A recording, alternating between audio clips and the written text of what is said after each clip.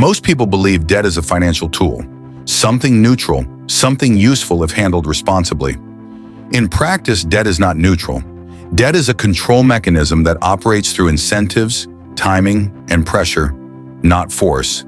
It does not need threats. It does not need enforcement beyond contracts. It controls behavior by restructuring how people relate to time, risk, and choice. Once debt enters a person's life, it begins quietly reorganizing priorities. Not overnight, not dramatically, but permanently. To understand how debt actually controls people, you have to stop thinking in terms of money and start thinking in terms of decision architecture. Debt converts future labor into present compliance. At its core, debt is a claim on future effort. When someone borrows money, they are not borrowing cash. They are pledging a portion of their future labor before it exists. This is the first and most important mechanism of control. Future income is no longer fully optional. It becomes partially pre-owned. Before choices are made, before preferences are considered, before opportunities are evaluated, debt gets paid first. This priority structure matters more than interest rates, because once income is pre-allocated, decisions downstream become constrained. People with debt don't optimize for opportunity, they optimize for continuity. Debt shifts motivation from growth to maintenance. In a debt-free state, people can ask, what decision maximizes long-term value? In a debt-loaded state, the question becomes, what decision keeps things from collapsing this month? This is not a mindset problem, it is a structural one. Debt transforms ambition into preservation. Instead of thinking about building assets, people focus on servicing liabilities. Instead of expanding capacity, they manage fragility. This is why many intelligent, capable people appear stuck. Their energy is consumed not by incompetence, but by obligation. Debt compresses time horizons. Time is one of the most underrated variables in finance. People without debt think in years. They plan in phases. They delay gratification strategically. People with debt think in cycles, pay cycles, billing cycles, statement cycles. Short cycles create short thinking. Long-term investments feel risky when short-term obligations are rigid. This is why debt discourages patience, even when patience would be more profitable. Debt does not make people irrational, it makes them urgent, and urgency is expensive. Debt reduces risk tolerance systematically. Risk is not a personality trait, it is a function of margin. When someone has financial margin, they can take intelligent risks. When margin disappears, risk becomes dangerous, even when the odds are favorable. Debt removes margin. Monthly obligations turn uncertainty into threat. This is why heavily indebted individuals avoid career transitions, negotiation, entrepreneurship, and experimentation, even when these moves statistically improve long-term outcomes. Debt forces people to choose stability over upside, not because they lack courage, but because the cost of failure becomes unacceptable. Debt anchors people to systems they would otherwise exit.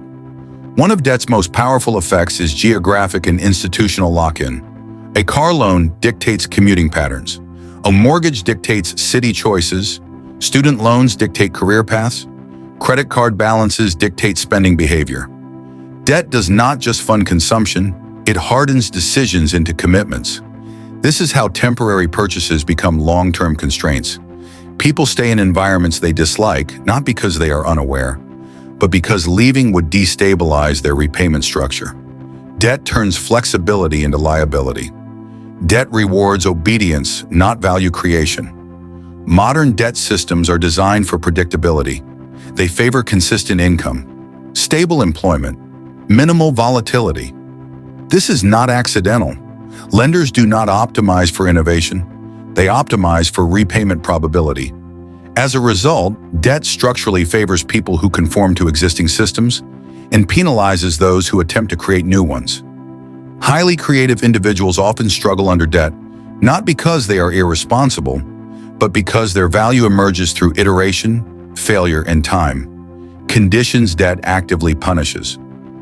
Debt does not ask whether your work is meaningful, only whether it is predictable. Debt externalizes decision authority. True power comes from optionality, the ability to say no, the ability to wait, the ability to walk away. Debt erodes all three.